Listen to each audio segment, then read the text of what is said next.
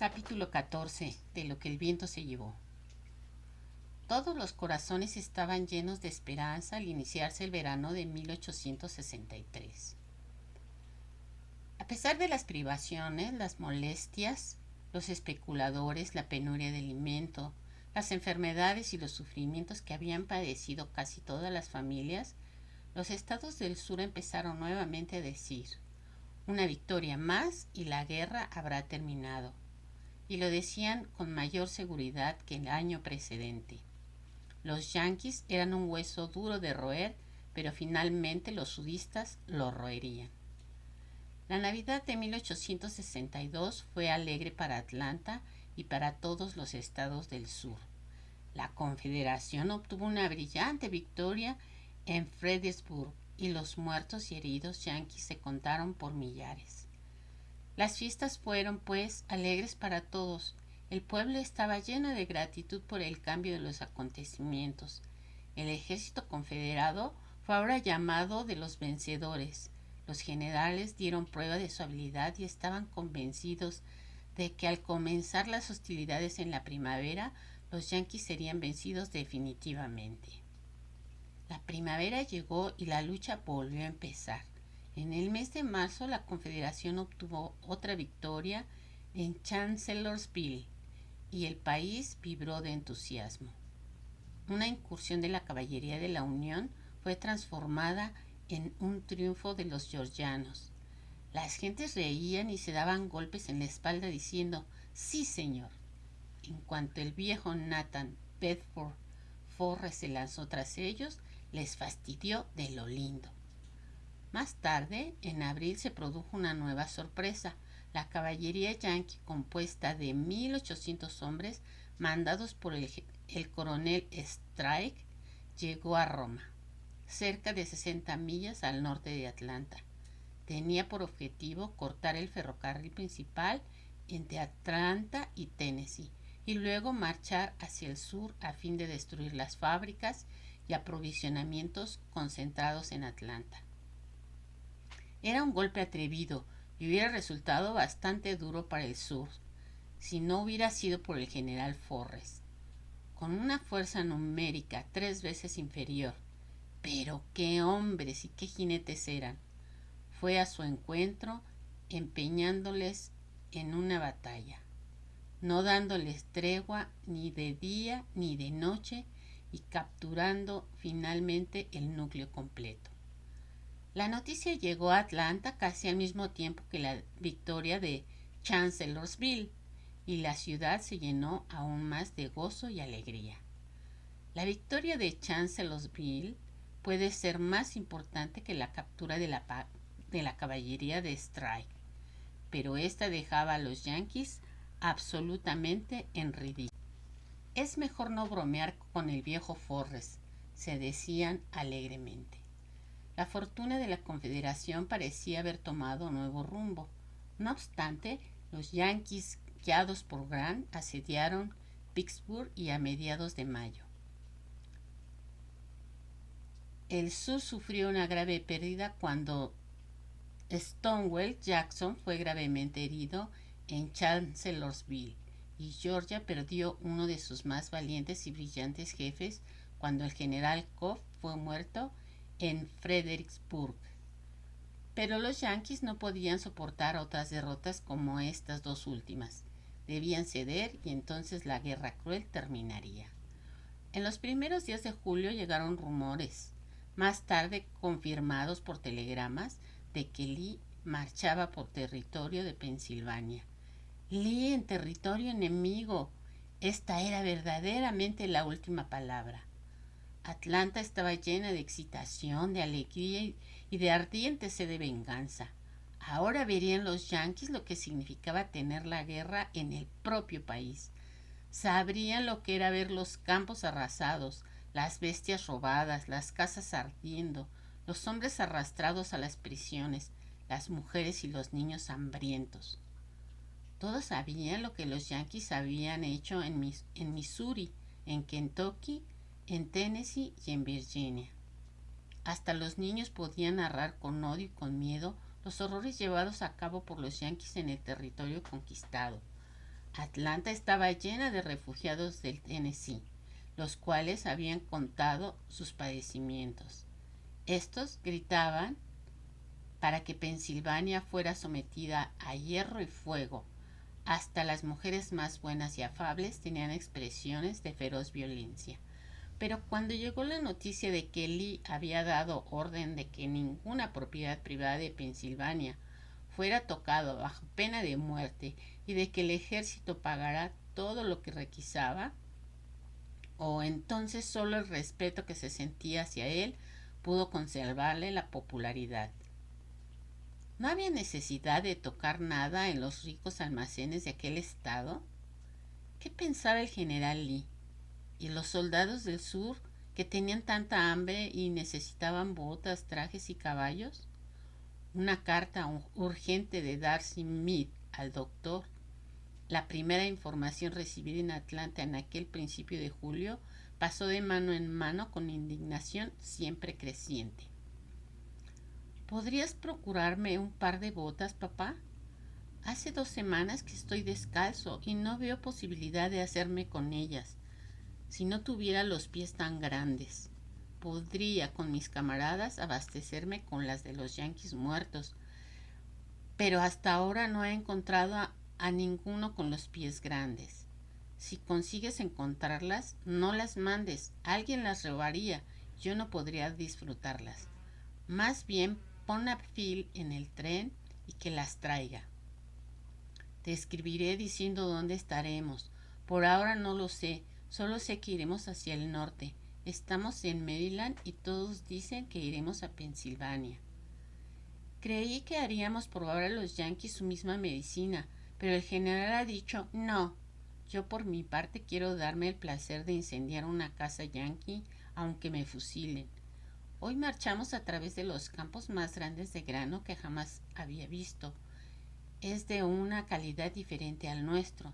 Debo confesar que hemos hecho un poco de botín de este grano, porque teníamos mucha hambre, y lo que se hace sin que el general lo vea no puede merecer castigo. Pero el grano verde nos ha hecho daño. Todos mis compañeros tenían disentería, y el tal grano la ha agravado. Es más fácil caminar con una pierna herida que con la disentería. Te recomiendo, papá, que busques las botas. Ahora soy capitán y un capitán debe ir bien calzado, aunque no tenga un uniforme nuevo y charreteras.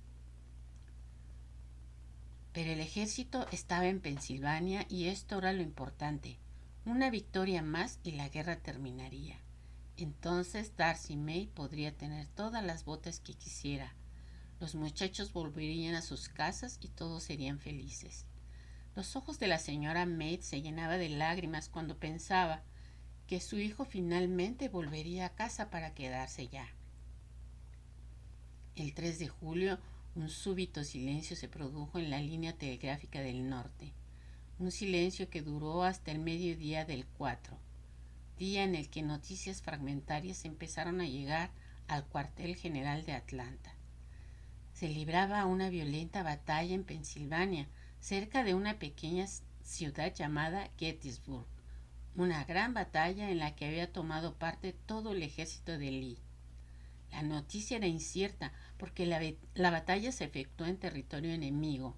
La información venía de Maryland a Richmond y de aquí a Atlanta. La espera se hizo ansiosa y cierto temor empezó a esparcirse por la ciudad. Las familias que tenían hijos en el frente rezaban ardientemente porque no se encontraran en Pensilvania, pero aquellas que lo sabían en el mismo regimiento de que Darcy Meade apretaban los dientes y decían que era un honor para ellas encontrarse en la gran batalla que derrotaría a los yanquis para siempre. En casa de la tía Pitty, las 3 mujeres se miraban a los ojos con un terror que no conseguían esconder. Ashley estaba en el regimiento de Darcy. El día 5 llegaron malas noticias, no del norte, sino del oeste. Vicksburg había caído, después de largo y duro asedio, y prácticamente todo el Mississippi, desde San Luis a Nueva Orleans, estaba en manos de los yanquis. La Confederación quedaba cortada en dos. En cualquier otro momento la noticia de este desastre hubiera dado lugar a pánicos y lamentaciones. Pero ahora no se podía pensar mucho en Vicksburg. La preocupación estaba con Lee en Pensilvania. La pérdida de Vicksburg no iba a ser una catástrofe si Lee vencía. Por aquella parte estaban Filadelfia, Nueva York y Washington. Su captura paralizaría el norte y neutralizaría la derrota en el Mississippi. Las horas pasaban y la sombra profunda de la calamidad se cernía sobre la ciudad. Por doquier se formaban corros de mujeres delante de las puertas, en las aceras hasta en medio de la calle, comunicándose las novedades e intentando confortarse mutuamente, tratando de darse ánimos. Pero la voz espantosa de que Lee había sido muerto, la batalla perdida y que había una enorme cantidad de muertos y heridos, se difundió por las calles inquietas de la ciudad como una bandada de veloces murciélagos. Incrédulos aún, todos agitados por el pánico, se precipitaron a los periódicos y al cuartel general pidiendo noticias, fueran cuales fueran. En la estación se congregó una gran multitud que esperaba obtener informaciones de los trenes que llegaban. En telégrafos y ante el cuartel general había una muchedumbre silenciosa y que cada vez aumentaba más. Nadie hablaba. De vez en cuando la voz temblorosa de un viejo preguntaba si se sabía algo, pero la inexorable respuesta era siempre igual. Todavía ningún telegrama del norte. Se confirma que siguen combatiendo. Las mujeres que llegaban a pie y en coche eran cada vez más numerosas, y el calor que emanaba de aquella multitud y el polvo levantado por los pies inquietos era sofocante. Ninguna hablaba, pero las caras pálidas tenían una muda elocuencia más eficaz que cualquier lamento. Bien pocas eran las casas de la ciudad que no tenían en el frente hijo, hermano, padre, novio, marido. Todos esperaban oír que la muerte había llegado a su casa. Esperaban la muerte, no la derrota. Este era un pensamiento que no entraba en sus mentes. Podían morir a millares, pero, como los dientes del dragón, otros millares de hombres, con el grito de los rebeldes en los labios, brotarían de la tierra para ocupar sus puestos. Nadie sabía de dónde vendrían estos hombres, pero estaban seguros de ello, como también de que en el cielo reinaba un Dios justo y vigilante, de que Lee era milagroso y de que el ejército de Virginia sería invencible. Escarlata, Melanie y Pitapat estaban sentadas en su coche ante las oficinas del Daily Examiner. Las manos de Scarlett aparecían tan trémulas que su sombrilla se balanceaba en su cabeza. Pitapat estaba tan excitada que su nariz temblaba como la de un conejo, y Melanie permanecía sentada como una estatua de piedra con los ojos negros cada vez más abiertos. Hizo una sola observación en 2 horas, sacando de su redecilla un frasquito de sales y alargándolo a la tía. Aquella fue la única vez en toda su vida que le habló en un tono no muy correcto. Toma, tía, y sírvete de él si sientes desmayo. Te advierto que si te desmayas te haré llevar a casa por tío Pedro. Pero yo no pienso moverme de aquí hasta no sé cuándo, y no dejaré que se marche Scarlett. Scarlett no tenía la menor intención de marcharse. No, ni aunque Pitapat se hubiera muerto. Ella no hubiera dejado el sitio donde podía tener noticias de Ashley. Él estaba en la batalla. Quizás estaba muriendo y la redacción del periódico era el único lugar donde se podía saber la verdad. Echó una ojeada sobre la multitud reconociendo a amigos y vecinos. La señora Maid con el sombrero a un lado y el brazo en el de su hijo de 15 años. Las señoritas McClure que trataban de morderse los labios temblorosos. La señora Elsing derecha como una madre espartana, revelaba su agitación por los rizos grises que le salían fuera del sombrero, y Fanny Elsie pálida como un espectro. Ciertamente Fanny no podía estar tan turbada por su hermano Hugh. ¿Tenía quizás en el frente un enamorado que nadie sospechaba? La señora Merriweather, sentada en su coche, acariciaba la mano de Maribela. Esta se envolvió lo mejor posible en su chal, tratando de esconder su inminente maternidad. Pero, ¿por qué estaba tan preocupada? Nadie había oído que las tropas de Luisiana estuvieran en Pensilvania, y seguramente su pequeño Picard se hallaba sano y salvo en Richmond. Hubo un movimiento entre la multitud que se apartó para dejar paso a Red Butler, quien dirigía su caballo hacia el coche de tía Pittipat.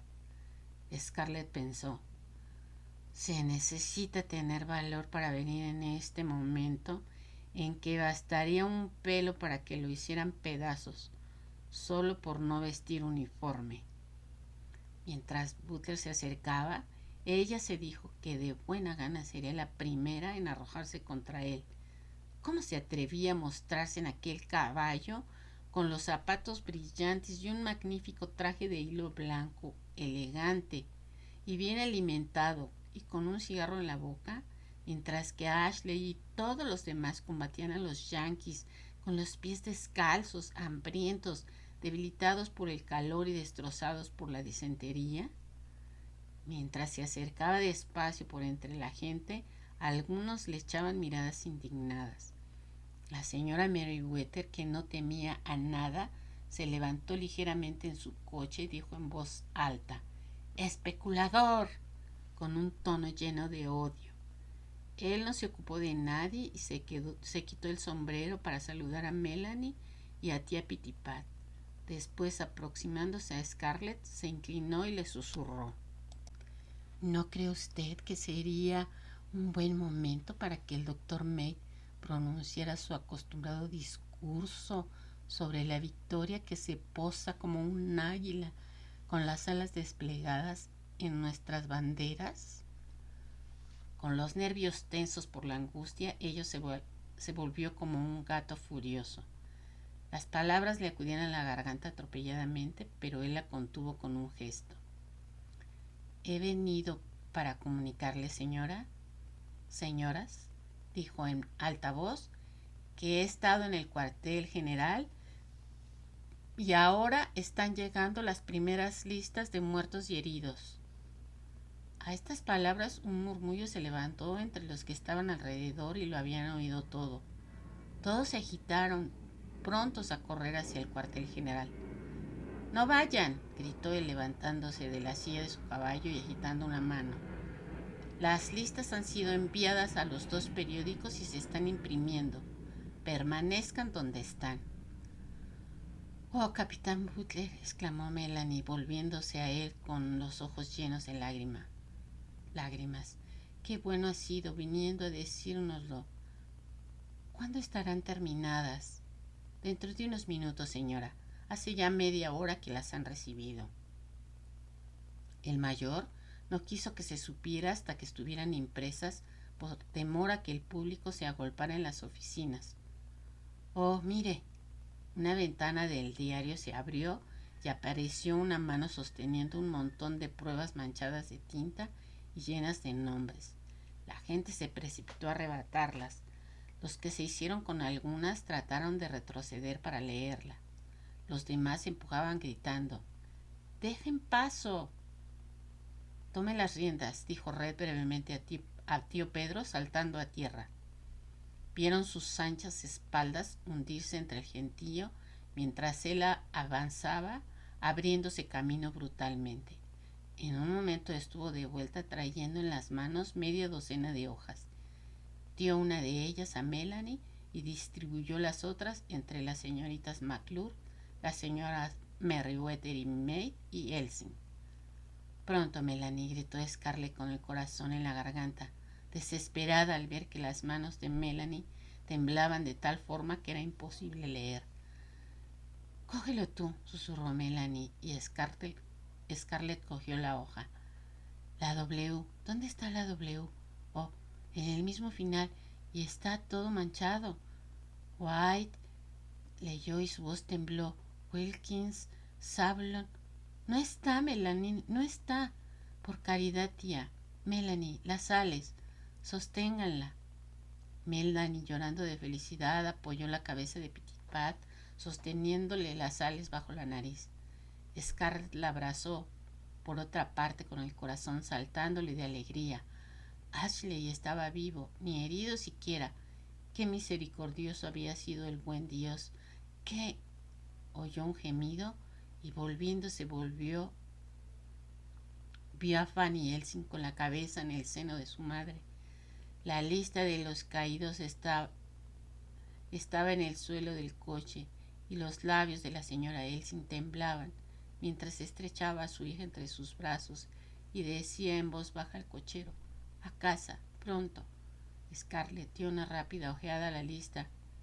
Hugh no estaba entre las bajas y Fanny debía haber tenido un enamorado que había muerto. La gente se abrió con simpatía para dejar paso al coche de los Elsin, seguido por el cochecillo de las muchachas McClure.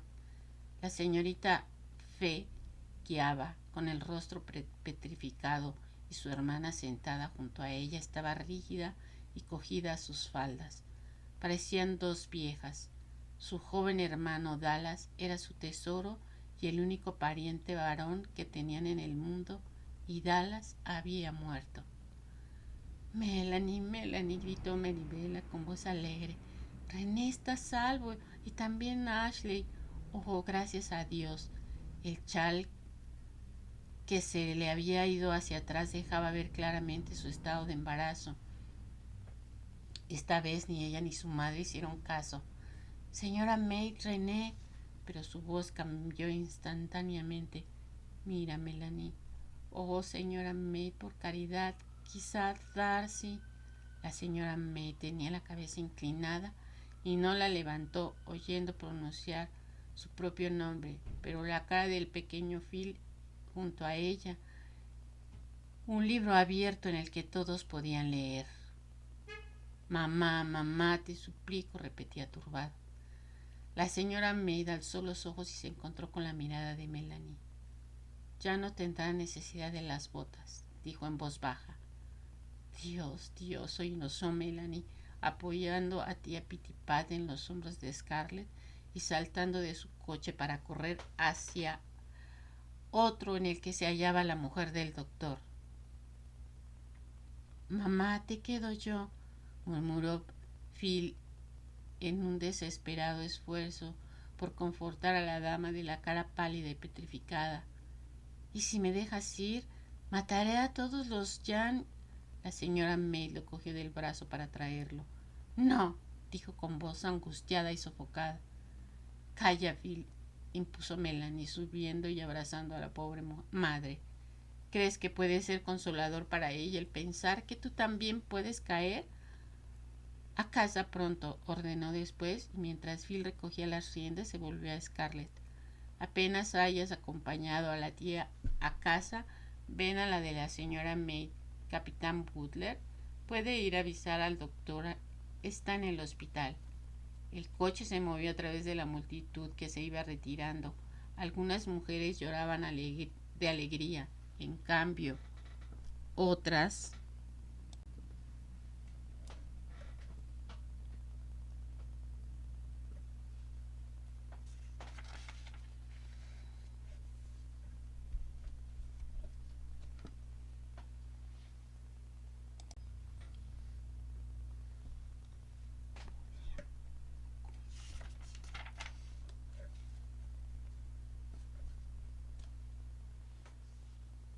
Fin del capítulo 14.